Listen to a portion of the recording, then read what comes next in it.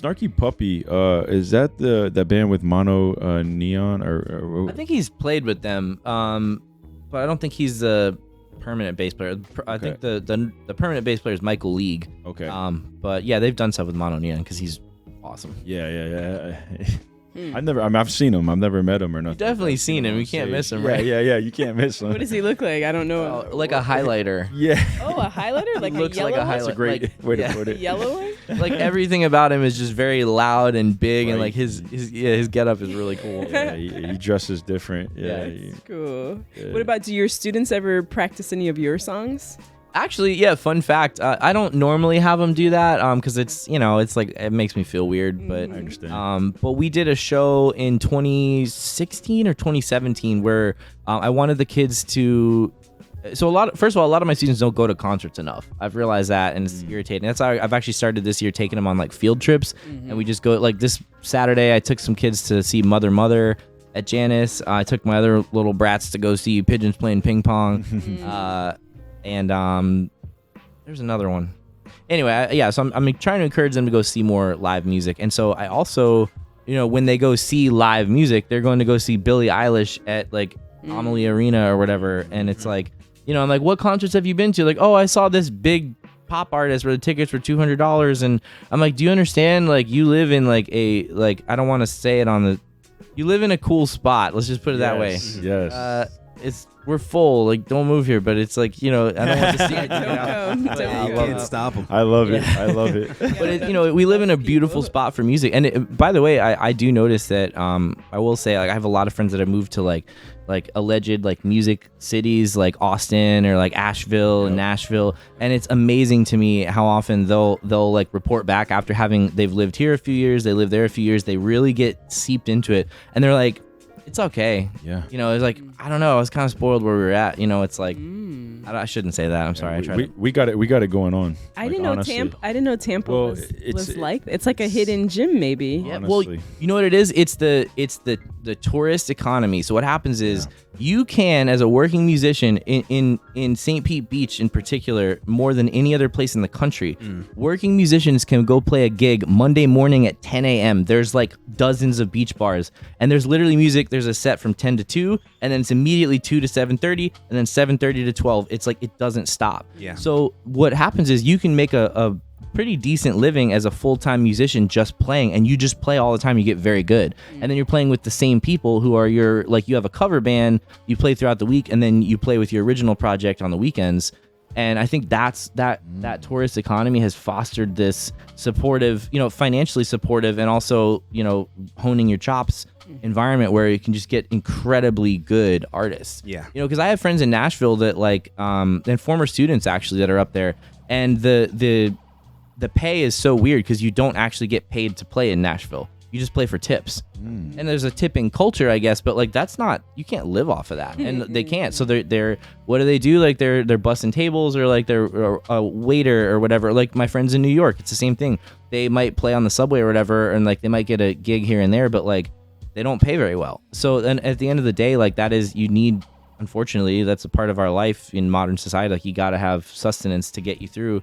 And I think that's what we have that these other places don't, and that's what allows this awesome scene. So I want my kids to have a part of that and understand like the culture that they're a part of, and that they're trying to, many of them, to step into. Yeah. So in 2017, we did a show where we featured the music of like all local Tampa bands. So it was like Ro Joma and No Need, Cope, Come Back Alice, and then we did do some Displace songs. So it's pretty cool. My students were like singing and playing like our music. So yeah, sometimes I do. And actually in this upcoming showcase, we have them doing Scarecrow. So it'll be neat. Like the kids are going to play, I said 12 to 6. And so somewhere in there, they'll perform that song. And then later that night, I think a couple of them are going to stick around, and then they'll get to see like their teacher's band like actually play that song. So it's a cool, like, That's awesome. it's pretty neat. So you mentioned Janice a couple of times. What's another venue that you like to watch local talent at? Crowbar is, Crowbar is up there for sure in Tampa. Tom is an awesome guy. Like, Tom DeGeorge, right? Yeah. I mean, I have musical ADD. I like all kinds of music, and he is probably one of the most diverse he hosts some of the most diverse cast. Like there's ODS on Sundays, like Old Yeah. Dirty Sundays, like Yep. hip hop. Like I think they've been doing it for like 10 years or something crazy like that. Like so it's like you could go there like any night of the week. There's like an indie band and then hip hop and then like metal and then I mean it's just he doesn't have any sort of like, oh, this is the sound at this club, you know, like some places do. So that's definitely one. That like scratches all the itches for me. So it's a medium-sized venue. He's so important to Ybor City. Oh yeah. You know, and I think he's on the board of like Yeah. up there and all that. You know, he was actually fighting through the pandemic like very hard for the music scene. Yeah. You know, and man, thank you to him. Yeah, you know, seriously. because man, he had to take some big L's. Yeah. And dude, that's a dude. I don't know if I'm supposed. Well, I'll just say, let's just put it this way: like he, because I think that this speaks to his character. I don't know if I'm supposed to say it. I don't care, but he hosted. One of my students had her 16th. It's actually Alley Cat K. It's the girl who's on tour right now. I don't. They're in the Midwest or something. With her brother band Beyond Chaotic, and I'm producing her album. Blah blah blah. So she wanted to do her Sweet 16 birthday show at Crowbar. Now, if you can imagine, this is and their parents don't drink, like it's not like you're not gonna have a lot of like alcohol sales, and unfortunately, like it's the nature of a venue. Like there's a venue rental fee and you pay the sound guy, but like there's not, especially with the way he does it, like he's very generous, and he's like, nah, I'm not gonna I know you're not gonna make anything on this, and I'm not gonna charge you an arm and a leg, and I'm not gonna make anything. And I went and he gave this girl a Saturday night coming out of the pandemic where he's like untold amounts in the hole. Right. And like almost didn't make it. And he's finally getting back on his feet. And he still has a long way to go before he gets right. And yet, in spite of all that, he still gave this girl a Sweet 16 birthday party on a Saturday night to like it wasn't like there was a show before or after. Like that was the event that night. And almost no sales that night. Like, I mean, like, that's a big, I think that speaks volumes, to like, he could have been like, okay, you can have like a Sunday afternoon, but I gotta like make my bread. But he was just like, no, I'm gonna just give you like your Sweet 16 party. Wow. I thought that was really cool. Huge heart. Heart. Yeah. So I mean, so and I can kind of relate to that too, because sometimes I think with my heart, I guess, and I'm not a good business person, So I think that's he's a real good guy, man. He's been hosting my student showcase events there since 2015. Wow. So he's always been real good to me. Like if we don't, I a lot of times come in the hole, and he's like, man, like he works with me and just like, I don't want you to go broke, just do this, I mean, he's a really good guy. So definitely Crowbar. That's one, and Dunedin Brewery is another one. That's like my home away from home. Like Mike Bryant just does incredible things for the music scene there. Yeah. I love that place. Oh yeah, it's great. It's really great. Brett at the Ale and the Witch. He's always been just very generous, and he's always very transparent. He's like, here's what we're doing. It's a small bar, but he's always paid very fairly, and which I think is an important thing. To like, he knows that what it takes for us to operate, and he knows what he needs to operate. And he's just very dialed into all that. So it's I think they're good like curators of like the scene. They bring in like a good eclectic, diverse group of artists and whatnot. So there's a bunch of other venues that I'll probably get yelled at later for not listing, but those are yeah. In Orlando, there's a good one called the New Standard. Oh yeah, that's a really good one. I think they closed. Oh no! Oh wow! Yeah, I'm pretty sure they did. Dang! No, it was so cool. That was the one of the only cool spots. I think it was the only cool spot. Yeah, I think it was. Yeah. For the scene that we're speaking of. Yeah. Real music. Yeah, I got to play there with Joe Marcinek one time, and it was awesome. I mean, it was such a good time. It was such a beautiful. It closed sadly. I think the drummer from I might have been there that night. I think the drummer from String Cheese was playing. Oh, Jason. Oh, I wasn't there that night. Okay. Well, he played there a lot though, so I'm sure he was. He plays with Jason a lot. So yeah. Interesting. Yeah. Yep. Man, that's cool, man. So awesome, man. But another thing I wanted to ask you about was Spafford, because they're incredible. What is your relationship with them? I don't know. I don't know. I don't even remember how I met them. I've seen you on stage with them before. Yeah. Maybe from Jam Cruise. I think Jam Cruise might have. You know what it was? They were. Yeah. So I at this point I'm like as I mentioned, I'm like a kind of I don't want to say a Jam Cruise veteran, but like a Jam Cruise Jam Room veteran. So I'm used to just getting up there by now. Like I don't have an artist pass. It doesn't matter. Like it's all the same people. They know me. I just walk back there and I play.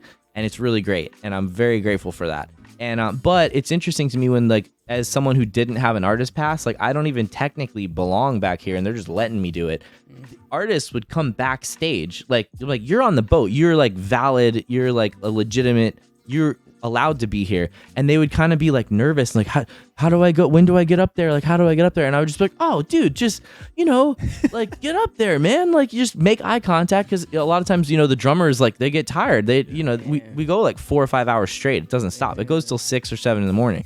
So sometimes a drummer needs a break and he's looking around and he's got to make eye contact with someone off stage, and they just hold sticks up and it's like you switch out. But a lot of times the artists don't know that. So Jordan, the bass player, was actually backstage, and he was kind of like, what do I do? Like, how do I play? And I was like, oh, dude, yeah, we'll get you up there, man. Like, as if I was like running the thing or something. And I was like, yeah, just make eye contact with the bass player. And like, anyway, so I ended up talking to him, and then I guess I was like, yeah, I play sax and blah, blah, blah. I was like, if you want any horns for your set, like, just let me know. And he was like, oh, that'd be cool. Here's my room number. We talked it out, and I actually ended up, because I've played with a lot of the same horn players. So I played with like Chris Littlefield from Carl Denson's Tiny Universe. Oh wow! And so I played with him like every year. I didn't even know who he was the first year, and he's also a very cool guy. Like, they're all so cool, man. And so I hit him up. And I was like, hey man, Spafford wants like horns on this song. Do you want to? And I kind of like, anyway, long story short, I like orchestrated like a horn section for their like top deck set. And so I think that was the first time we played together. And so then after that, I guess, yeah, when they come to town, they're just another one, kind of like Pigeons. I just like, they'll have me like sit in with them, That's so cool, man. Yeah, it's neat. Because they're an amazing band. Oh yeah. Oh my goodness. Also very good people too. Like, I've had a chance to like, hang out with them, like just like Pigeons, like they'll bring me back on their like tour bus and stuff, and like hang out and like actually chat. And I'm like, oh wow, like it makes me feel good about like making music with people that are good, like in their hearts, Where are they out of? Like, where are they from? Arizona. Oh, okay. Yep. So, Cool. yeah, but no, they're very good people. Actually, that was another band that I had my students cover. We did their song "Leave the Light On." So we did it at we performed it at Crowbar, and then we just did a live in the studio at Burnt Orange Sound Studios in Sarasota. We did a cover of that. So actually, we'll be dropping that hopefully by the end of this year. So it's kind of cool that like I listen to these bands. Then they become my friends. I play with these bands. I share them with my students. My students play these bands' music. It's just, and then, then they're, kids are getting to meet them and hang out with them. Like, wow, you're like good people. I'm like, yeah, this is what you need to do. Like, don't be a douchebag. Be like a, be a good person, make good music, and like, that's how you make it. You got a beautiful system going on there. Yeah. You got your own Sgammato system. Yeah, Sgammato system. Yeah. But I want to like really emphasize this and put some focus, because when we say, man, he's a cool musician, he's cool, really what he's saying is he's humble. He's humble. Yeah. He's a humble dude. And I think people need to realize that that's really what will keep you growing in any field, but especially in the music world, right? Yeah, I mean, there is a I don't remember where I came across it. I think someone just posted it on Facebook, but there is a really cool Venn diagram that some artist made. I wish I knew his name. But it's just 2 circles. It's very simple, and there's a blue circle and a red circle, and it kind of inspired like a lot of the concepts that I was rambling about on the other, like the discography. But it's a circle with absolute narcissism and crippling self-doubt, and where they intersect is art. And so I think that, I was like, man, that's kind of cool, because you gotta have like criticism that's not like crippling, and you gotta have confidence that's not cockiness, and you gotta like ride that line. So a lot of times, like, it's funny, like, people are like, oh, you're so this, and you killed it, bro. Like, I get off stage and all these people are like gassing me up, and it feels really good, and then I, as an exercise, I can like kind of like, I call it like hack your brain. I can like hack my brain and like gas myself up or bring myself down. And so sometimes if I'm feeling like I'm getting a lot of praise, I'll be like, oh, you idiot. Like, I'll talk to myself in like a sort of like, and I'll say it out loud. I'm like, oh, I'm so stupid. I blah, blah, blah. And some of my friends will be like, don't say that. Like, you're not, like, your thoughts become your, right. Your words become your thoughts, whatever. I'm like, no, it's healthy. Trust me. Like, I'm keeping myself, I got my own strategy here. Yeah, I'm keeping like right in that line, or like if I go check. Yeah, exactly. I think it's real important. You got to try to like, like, cool. And sometimes if I, I'll be like, oh, well, you could be doing this, or you could be, or like, or sometimes the other way, I'm just not feeling that great. And I'm like, hey, you know what, man? Like, look at what you're doing. Like, look what you've done. Like, this is, so you got to kind of ride that line. So that's what reminds me of, and I love it, is like, like when a team wins a championship or something like that, or you get an award. And a lot of people go, man, all glory to God. They get it off me. Yeah, get it off me. And now I realize it's heavy. Now I realize why they do that. Yeah. It's like, immediately I want that off of me. Yeah. So I don't want to carry that around. Because that ego glory. is, and that's another thing in the music world. Well, I don't want to say the music world, but at festivals and stuff, there's like these ego deaths that you have to have, and they're dangerous. Like that ego is so dangerous in every field, wherever you are, whatever you're trying to accomplish. Yeah. So man, I'm just really just thankful, man. I got a big question for you too. Like, what is on your heart like most right now? Like, what is something that just, I don't know, in the world or in life, or something that just really is, something that you're focused on right now that you want change for? Honestly, it does sound a bit selfish, but this album, as I mentioned outside, like the Rabbit was, I started writing that bass line in 2011. Okay. Before Displace, and I brought it. It was one of the first jams that we ever actually did. Actually, before Needles even, we played Rabbit, the bass line to it, and so this has just been like a thing that I've tried to get out, and for reasons that aren't worth going into, it wasn't ready to happen. I wasn't maybe ready to write it or finish it, or I wasn't with the people that had the tools that were able to produce it in a way that needed to, whatever. I'm not going to sit and try to decode it. Things happen the way they do, and it is what it is. And there's beauty in that and accepting that. But all I know is now I do have the band and the crew and the people and the resources to be able to, really, in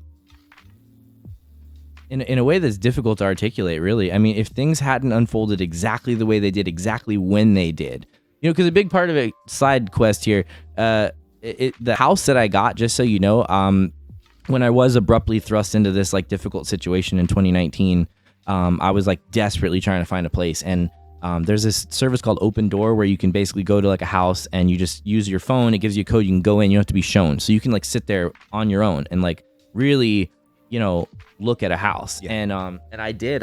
There was this one house that I was like in my like we were doing the pre approval for the mortgage or whatever, and it was taking time to go through. And I went into this house. It had been on the market for like 40 some days, so I was like, cool, it's probably gonna get this. I marked out the rooms. It's like, that's my room, but this whole side of the house, it was laid out perfectly for like a music school.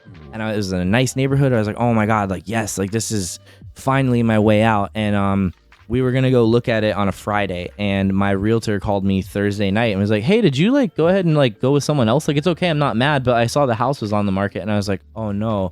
So someone else like snatched it up. I was literally approved for the mortgage like that next day. Oh no. We were going to go put an offer in.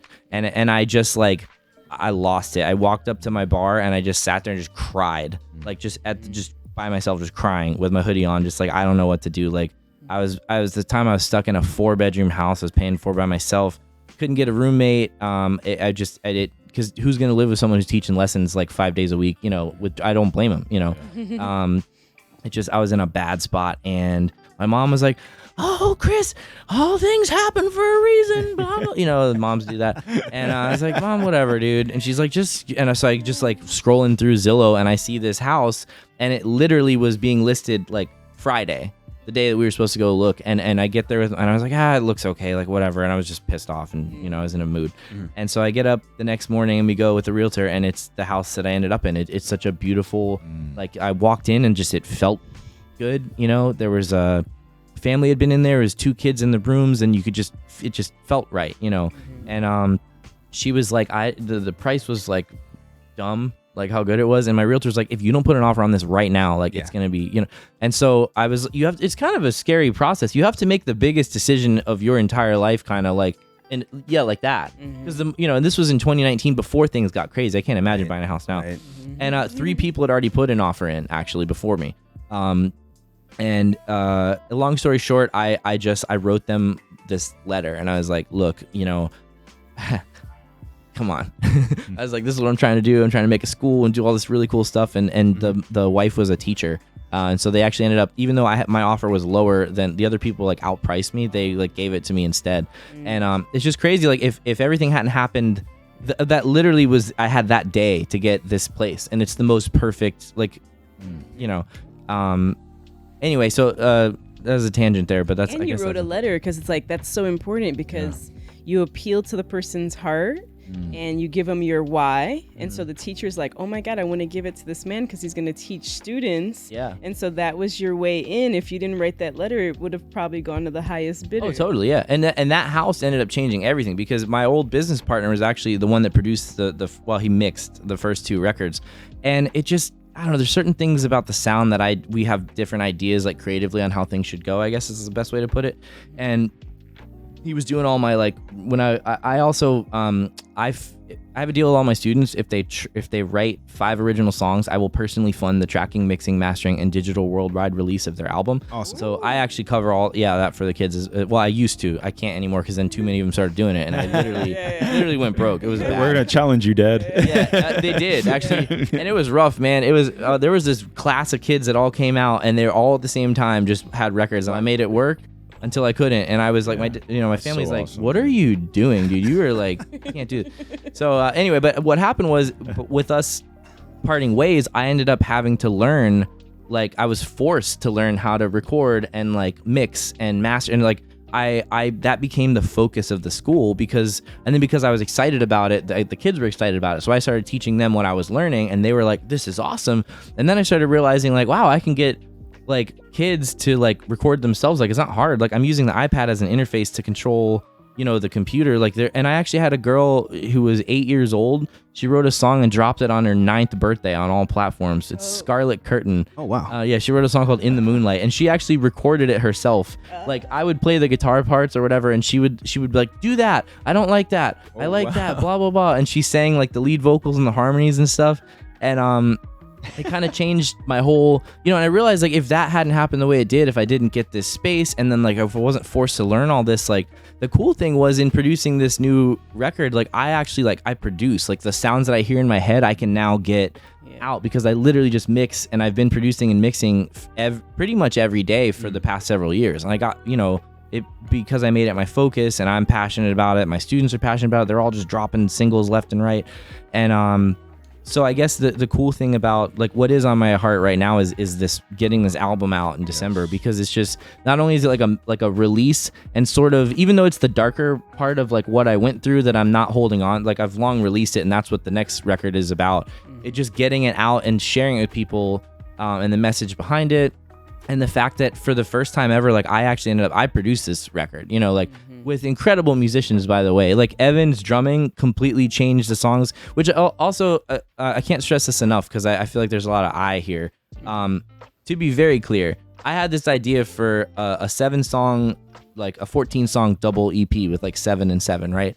And I was like, hey guys, each song relatively, this is the loose concept, whatever. And I had these ideas, and then as we started jamming, I'm like, okay, we go over my stuff, but then the other guys have original stuff too. So they're bringing it in, and it's kind of cool, because like we'll be jamming something. I'm like, dude, that's awesome. So my keyboardist and violinist, Barbosa, we play this tune that he's got on, and I had this song idea for Last of Their Kind, and I was like, nah, screw that, it's gone. This is it now. Wow. So we replaced a lot of the ideas that I had as like filler with stuff that we wrote together, like collaboratively. So I think that's really important, because I read in a write-up one time, it's like, oh, Sgammato's music or blah, blah, blah, or Sgammato's band. It's like, that's actually not true at all. Right. Actually, Crippling Self-Doubt was, I don't even know how the thing goes anymore, but my bass player at the time played this really cool bass line, and we were all just like, what is that? And he's like, I don't know, I was just playing something. And I just hit record, and we wrote it together over a period of like a month, and that became Crippling Self-Doubt, and I don't even remember what my original idea for it was. Wow. Same thing with Last of Their Kind. All In was a Barbosa tune. That's it, Barbosa tune. I mean, like, we really, like, it's not my thing. Like, even when I had like this vision for it, like, we definitely wrote it all together. So I just wanted to make that very clear. It is very much a collaborative thing. Like even down to Evan being like, no, let's add hits here, change this, like here's the kick pattern. Like it's very much a collaborative thing. Kind of going back to what I was saying about the musical hair, when the director allowed me to, he's like, well, here's your kind of part, but like how would you do it? So but anyway, Stuck with you your whole life. Awesome. yeah, totally. Yeah, it's a big part of and it's a big part of my philosophy on even with the kids too. Like I don't care if you're a 8-year-old girl, like this is what you want. Fine. Yeah, you want to have this dumb sound that I don't think is correct, like sure, this is the sound. Squishy jelly noises in the background, I love it. and it's kind of or like I have students who'll be like, put more reverb on it. And I'm like, it's like distorting. It's literally digital distortion is clipping. This is not right. And they're like, I don't care, I like it. I'm like, okay, that's your That's your Let them sound. create. You let them Yeah, create. you man. let them create. Creative freedom. yeah. Yes, there it is. Yeah. Wow. Yeah. So and then That's so so important. yeah. So just kind of getting all that out, I guess, is probably that's huge Yeah. for me right now. And you deserve it, It man. seems you like- deserve it. It seems like Thanks. your preparation is meeting the divine timing Ooh. for this. Yeah. Like that's what's on your heart right now is like you're finally birthing this thing. Yeah. All those years of preparation, and now is the timing, and so you're like it's about to be released. Yeah. And then whatever is going to happen from there, to be ready to go with that wave. Yeah. Beautiful. Yeah. So I'm stoked, really stoked. And we've already got most of the fourth record written. There's really just like 1.5 songs we got to tighten up, and then we just start mixing it, and it's already. That's what's kind of cool too, is that there was a with so Displace has had 16 different members over the past 10 years. It's wow. If anything, the most constant thing about it is that it's changing. The Gotcha. members are just being displaced, and it's just it is what Evolving. it is. It's a perfect name. Yeah, yeah, exactly. So yeah, actually, Daryl is the 16th member of the band. I call it Sweet 16 in my mind, and like so. Sweet spot. But it is. It's a solid lineup, and I forgot what I lost my total train of You thought. had 16 members that have gone through.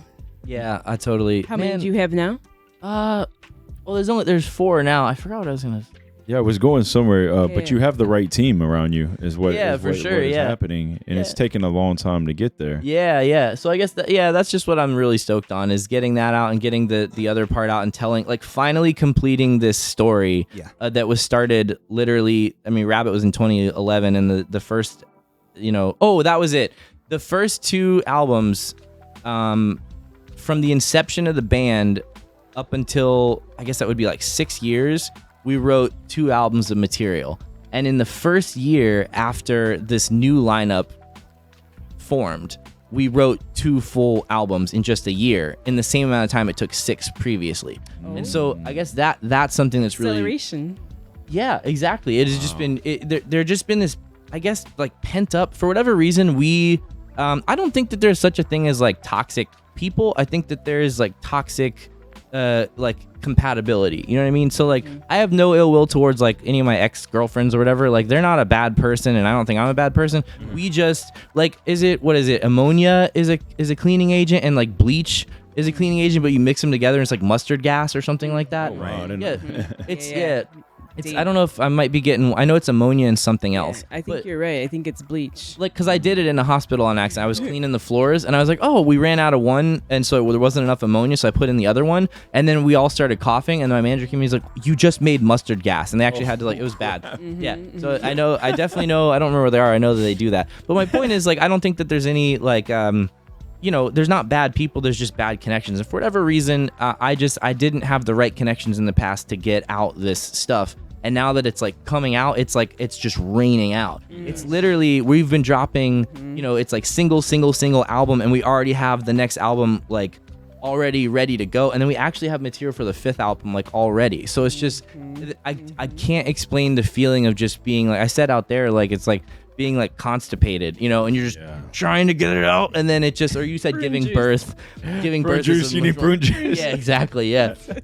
But it's like, and I guess it's also going back to what you said too about like feeling the pain of the birth, is like there was pain associated with getting it out. There was a tremendous amount of pain, and just being able to feel that and experience it and being grateful for it As opposed to, you were saying like, yeah, if you take an epidural, then you can't feel you don't know when to push. You don't know Right, when- trying to when- avoid the yeah, pain you versus don't like know. leaning into the pain. Right. Yeah. You don't know when, or you don't know if you're pushing hard enough or not. Yeah. So that's, so just the fact that it's finally coming out is like, and it's with a crew that's like, every idea that's like, I'm like, hey, I think we should do this. Like, oh yeah, why would we not do that? Like, we're all on the same page, like, yeah, sure, let's do that. Let's put out a lyric video. Let's make a music video. Let's, You're aligned. yeah. Aligned. Yeah. Alignment. Yeah, Wow. alignment and timing. Ooh, Yeah. that is They're good. so like Yeah. you need them for everything. If Yeah. you don't have them, then you're like, there's no peace. Everything's out of whack. Things just don't happen because you're not aligned and you're not in the right timing. Yeah. Yep. And Daryl said it best. D-Truth is when he came in, he's like, man, like, I want world peace. Like, that's what he's all about. He's like all about making world peace. And I was like, man, he's like, yeah, let's do it. He's like, I know it's crazy. I don't care. Like, he's always talking about world peace. And I was like, yeah, let's go for it, man. He's like, maybe it's making this record.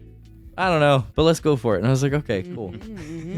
I love the way he talks, man. He's great. Yeah, man. I love him just from listening to you. Like, I want world peace. I mean, Yeah. he's thinking outside of himself. He's thinking about the world. 'Cause it's like you have I to have a love that. why. That's his why. That's Yeah. his why. Yeah. Wow. Yeah, he's dope. Man.